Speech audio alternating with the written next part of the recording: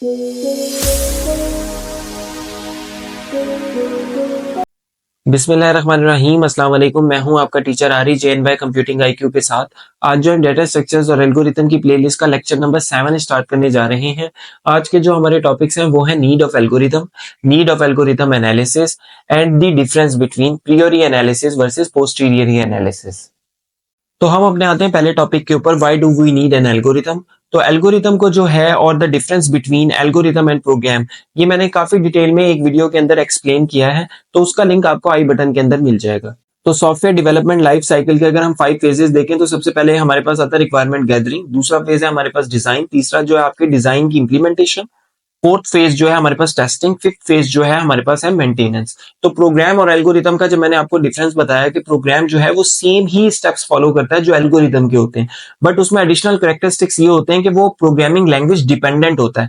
Algorithm जो है programming language या डायग्राम जो है वो इंडिपेंडेंट होता है, ठीक है, वो किसी भी लैंग्वेज में हो सकता है। तो हमने जो है पहले हर चीज को डिजाइन करते हैं बिफोर इंप्लीमेंटेशन, तो एल्गोरिथम जो है वो आपका होता है ड्यूरिंग डिजाइन फेज के अंदर, ठीक है। एल्गोरिदम जो है वो आपका होता है ड्यूरिंग डिजाइन फेज के अंदर, और इंप्लीमेंटेशन फेज के अंदर आपकी जो है प्रोग्रामिंग लैंग्वेज के थ्रू ही आप अपने एल्गोरिदम को इंप्लीमेंट करते हैं ना। तो प्रोग्राम जो है वो आपका है इंप्लीमेंटेशन फेज के अंदर, कि आप कोई भी डिजाइन करते हैं, ठीक है, आप जो है उस डिजाइन को किसी भी प्रोग्रामिंग लैंग्वेज के अंदर जो है वो इंप्लीमेंट कर सकते हैं। तो हमने जो है ऐसा जनरलाइज सोल्यूशन जो है वो प्रोवाइड करना है जो किसी भी प्रोग्रामिंग लैंग्वेज के साथ जो है वो एप्लीकेबल हो। आप एल्गोरिदम जो लिख सकते हैं वो सेम एल्गोरिदम जो है वो आप जो है वो जावा के अंदर इंप्लीमेंट कर सकते हैं जब आप उसका कोड लिखेंगे, सी प्लस प्लस के अंदर करते हैं, सी शार्प के अंदर कर सकते हैं, किसी भी लैंग्वेज के अंदर आप कर सकते हैं। तो रियल वर्ल्ड में भी अगर हम देखें तो लेट्स सपोज आप जो है हॉस्पिटल को जो है वो बिल्ड करना चाह रहे हैं, तो आप क्या करते हैं, सबसे पहले रिक्वायरमेंट्स जो हैं वो अपनी फाइनलाइज करते हैं कि हॉस्पिटल में ये चीजें होनी चाहिए। उसके बाद आप क्या करते हैं, हॉस्पिटल के डिजाइन फेज में आते हैं, ठीक है, वहां पे आप जो है उसका ब्लूप्रिंट तैयार करते हैं, देन आप जो है कंस्ट्रक्शन शुरू करते हैं या डेवलपमेंट शुरू करते हैं अपने हॉस्पिटल की। इस तरह नहीं होता कि आपने रिक्वायरमेंट ही नहीं ली, आपने डिजाइन ही नहीं बनाया, डायरेक्ट ही कंस्ट्रक्शन शुरू कर रहे हैं। अब लेट्स सपोज आपको जो है वो हॉस्पिटल पसंद नहीं आया, अब आप उसको तोड़ेंगे और दोबारा बनाएंगे, इस तरह नहीं होता। कंस्ट्रक्शन जो है उस टाइम में आप जो है वो चेंजिंग नहीं करते हॉस्पिटल की, आप जो है डिजाइन फेज के अंदर चेंजिंग करते हैं, और वो इजी होता है। जो चेंज आप उधर करेंगे वही आपका चेंज जो है रिफ्लेक्ट होगा इंप्लीमेंटेशन में, ठीक है। इसी तरह जो है इसी चीज को हम कंप्यूटर साइंस से मैप करें तो बेहतर होता है कि हम जो है डिजाइन फेज के अंदर कोई चीज को मॉडिफाई करें, इंस्टेड ऑफ कि आप जो है इंप्लीमेंटेशन फेज के अंदर ही मतलब अपने कोड के अंदर आप जो है वो चीजों को मॉडिफाई करें, तो ये काफी चैलेंजिंग हो जाता है आपके लिए। तो मैंने लिखा, before diving into writing code it is always good idea to start an informal description of the solution you have in mind. Informal description जो है वो क्या कर रही होती है, एक्ट कर रही होती है ब्लूप्रिंट के तौर पे for your code and helps you organize your thoughts before you begin coding. आपकी जो थॉट्स हैं वो ऑर्गेनाइज करने में आपकी हेल्प कर रही होती है कि आप कोड करने से पहले। तो आप ये कह सकते हैं एल्गोरिदम जो है वो क्या है, is like sketching out your plans before putting into action. Before putting into action आप जो है स्केच आउट कर रहे हैं अपने प्लान्स को। तो why do we need an algorithm, because हम जो अपने रिसोर्सेज जो हैं वो वेस्ट नहीं करना चाहते, ठीक है, हम जो अपने रिसोर्सेज को एफिशिएंटली जो है वो यूटिलाइज करना चाहते हैं, ठीक है। अगर हम इन जनरल भी देखें कि आप जो है एल्गोरिदम से क्या कर सकते हैं, we can plan and optimize various task. आप ये देखें कि आप सॉफ्टवेयर एप्लीकेशन बना रहे हैं, ठीक है, वो प्रोग्राम लिख रहे हैं, काफी सारे डेवलपर्स जो हैं वो काम कर रहे होते हैं इन जनरल किसी एप्लीकेशन की डेवलपमेंट के लिए। तो उसमें क्या हो जाता है आपका कि मनी आपकी लग रही है कि कंपनी जो है वो पे कर रही है अपने डेवलपर्स को, तो मनी उसका रिसोर्स है जो जाया हो रहा है, ठीक है। तो हम रिसोर्सेज जो है अपने वेस्ट नहीं करना चाहते, मनी हो गया। अब वो जो है टाइम से काम कर रहे हैं तो टाइम एक रिसोर्स हो गया, ठीक है, और आप ये कह सकते हैं उनकी एफर्ट या एनर्जी जो है वो वेस्टेज हो रही है, ठीक है। तो ये जो है अगर इन जनरल देखें तो ये रिसोर्सेज हो सकते हैं आपके। तो अगर हम कंप्यूटर साइंस के भी एस्पेक्ट से देखें तो एल्गोरिदम जो है वो एसेंशियल होते हैं फॉर ऑप्टिमाइजिंग प्रोग्राम एग्जीक्यूशन। ये आपकी हेल्प करता है अवॉइड करने के लिए वेस्टिंग कंप्यूटेशनल रिसोर्सेज, कि आप जो है कंप्यूटेशनल रिसोर्सेज जो हैं अपने वेस्ट नहीं कर रहे, by efficiently solving problems and performing task. अपनी प्रॉब्लम्स जो है आप एफिशिएंटली सॉल्व कर रहे हैं और अपनी टास्क जो है वो परफॉर्म कर पा रहे हैं, ठीक है। एल्गोरिदम के थ्रू जो डेवलपर जो है वो राइट कर सकते हैं अपना कोड जो फास्ट रन कर सकता है, ठीक है, टेक लेस टाइम, और वो जो है लेस मेमोरी लेगा, ठीक है, और कंज्यूम करेगा फ्यूअर रिसोर्सेज। इससे जो है आपका क्या होगा, वैल्यूएबल टाइम जो है वो बच जाएगी, आपकी मनी इन सॉफ्टवेयर डेवलपमेंट वो भी आपकी जो है वो वेस्ट नहीं होगी। तो आप ये कह सकते हैं whether it is our daily life or in computer science algorithm are vital for making efficient decisions and optimizing resource usage. So that is why we need an algorithm.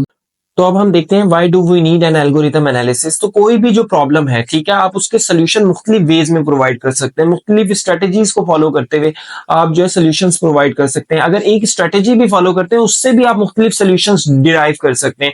मुख्तलिफ स्ट्रेटेजीज को फॉलो करते हुए भी आप अपने solutions जो है वो मुख्तलिफ प्रोवाइड कर सकते हैं। तो एक जो प्रॉब्लम है उसके मुख्तलिफ सोल्यूशंस हो सकते हैं, ठीक है। S1 हो गया, S2 हो गया, S3 हो गया, ठीक है। मतलब ये डिफरेंट एल्गोरिदम हो गए आपके, मुख्तलिफ स्ट्रेटेजीज या मतलब आपने मुख्तलिफ रूल्स को फॉलो करते हुए अपने एल्गोरिदम जो है वो डिजाइन किए हैं, ठीक है।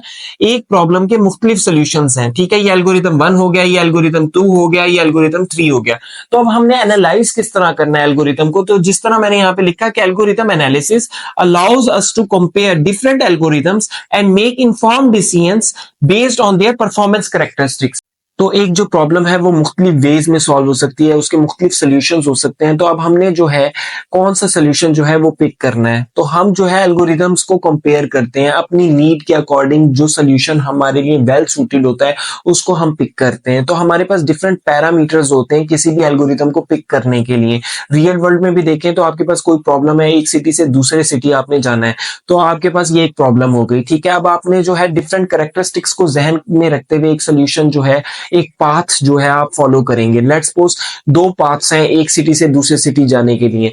तो एक ये है कि एक शॉर्ट पाथ है और एक जो है लॉन्ग पाथ है। शॉर्ट पाथ ये है कि वो जो रोड है वो साफ सुथरा नहीं है। एक लॉन्ग पाथ है, उसमें ये है कि पाथ तो लॉन्ग है, मतलब रास्ता तो दूर है, लेकिन जो है आपका रोड जो है वो साफ सुथरा है। मतलब अब यहाँ पे आपके 2 पैरामीटर्स हो गए।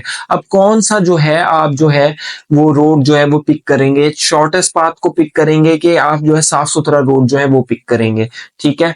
तो इसी तरह अगर हम कंप्यूटर साइंस में जाएं तो हमारे पास डिफरेंट प्रॉब्लम्स होती हैं, तो हमने जो है उन प्रॉब्लम्स के जो है हमारे पास डिफरेंट ही सोल्यूशंस होते हैं।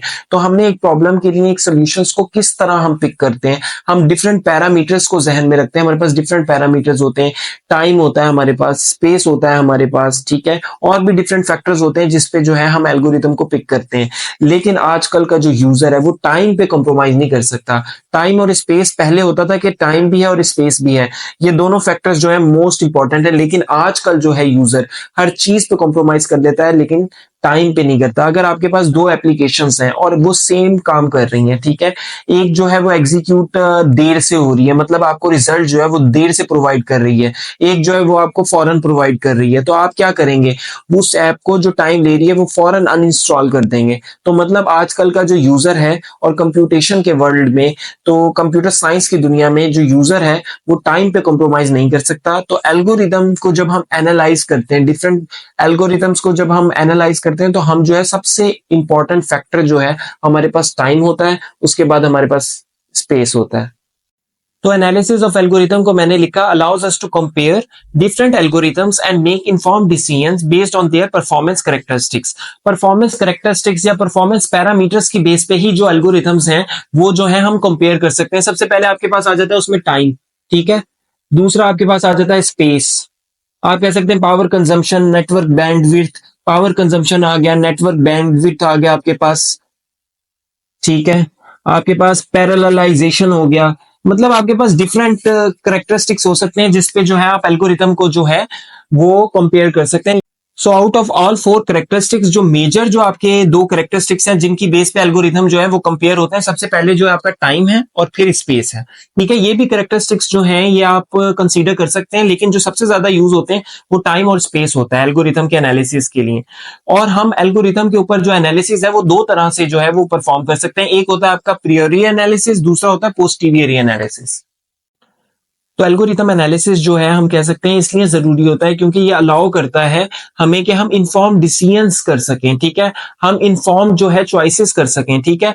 ऑप्टिमाइज करता है हमारे कोड को और ये यकीन दिलाता है आपको कि हम जो है यूज कर रहे हैं most efficient algorithm for our need. हम अपनी नीड के लिए जो है सबसे बेहतरीन एल्गोरिथम जो है वो यूज कर रहे हैं। तो अब हम देखते हैं प्रियोरी एनालिसिस एंड पोस्टीरियरी एनालिसिस। तो प्रियोरी एनालिसिस नेम से ही जाहिर हो रहा है, प्री मतलब पहले, बिफोर योर एग्जीक्यूशन जो है ये परफॉर्म होता है। पोस्टीरियर एनालिसिस जो है आफ्टर, मतलब पोस्ट आफ्टर योर एग्जीक्यूशन जो है ये परफॉर्म होता है। प्रियर एनालिसिस जो है ये एल्गोरिथम के ऊपर परफॉर्म होता है, मतलब प्री पहले हो रहा है, मतलब एग्जीक्यूशन से, तो वो किसके ऊपर होगा? एल्गोरिथम के ऊपर। तो एल्गोरिथम जो है ये लैंग्वेज इंडिपेंडेंट होता है, ठीक है। एल्गोरिथम लैंग्वेज इंडिपेंडेंट होता है, हार्डवेयर इंडिपेंडेंट होता है। तो इस एनालिसिस के लिए ना ही आपको प्रोग्रामिंग लैंग्वेज की जरूरत है, ना ही किसी हार्डवेयर की जरूरत है। जबकि पोस्टीरियर ये एनालिसिस जो है ये किसके ऊपर इंप्लीमेंट होता है? आपके प्रोग्राम के ऊपर। प्रोग्राम के लिए किस चीज की जरूरत होगी? आपको किसी प्रोग्रामिंग लैंग्वेज की जरूरत होगी, हार्डवेयर की जरूरत होगी। तो ये जो है डिपेंड कर रहा होता है आपके हार्डवेयर पे भी, प्रोग्रामिंग लैंग्वेज पे भी। जबकि प्रियर एनालिसिस जो है ये आपका जो है हार्डवेयर और लैंग्वेज इंडिपेंडेंट होता है। तो प्रियरी एनालिसिस जो है वो आपका थ्योरेटिकल एनालिसिस है। It is done before the execution of the algorithm. आप कह सकते हैं कि ये जो है किया जाता है before the actual execution of N algorithm, ठीक है। It involves analysing the algorithm time complexity and space complexity, ठीक है। ये एनालाइज करता है एल्गोरिदम की टाइम कॉम्प्लेक्सिटी और space complexity based on code and structure. Code और स्ट्रक्चर की बेस पे जो है आप इसकी टाइम कॉम्प्लेक्सिटी और स्पेस कॉम्प्लेक्सिटी जो है वो निकालते हैं, जो कि हम आगे वाले लेक्चर्स में देखेंगे। प्रियरी एनालिसिस जो है वो हमारी हेल्प करता है, ठीक है, understanding the algorithm efficiency and predicting it's performance. ये हमारी हेल्प करता है, ठीक है, एल्गोरिदम की एफिशिएंसी को देखने के लिए, और प्रिडिक्ट कर सकते हैं हम इससे परफॉर्मेंस को। प्रियरी एनालिसिस आपको हमेशा यूनिफॉर्म वैल्यू देता है। Posterior analysis involves measuring algorithm actual execution time and memory usage on specific input।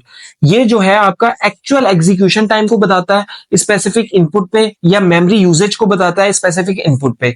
Posterior analysis जो है वो provide करता है आपको practical insights into the algorithm performance on real world scenarios। real world scenarios की आपको actual जो है ये information provide करता है। जैसे कि सेम प्रोग्राम जो है वो मैं डिफरेंट मशीन्स के ऊपर रन कर रहा हूँ। लेट्स सपोज मेरी मशीन के ऊपर वो जो है 5 सेकंड्स में एग्जीक्यूट हो रहा है, आपकी मशीन पे वो 4 सेकंड में एग्जीक्यूट हो रहा है, किसी और की मशीन पे वो 2 सेकंड में एग्जीक्यूट हो रहा है, ठीक है।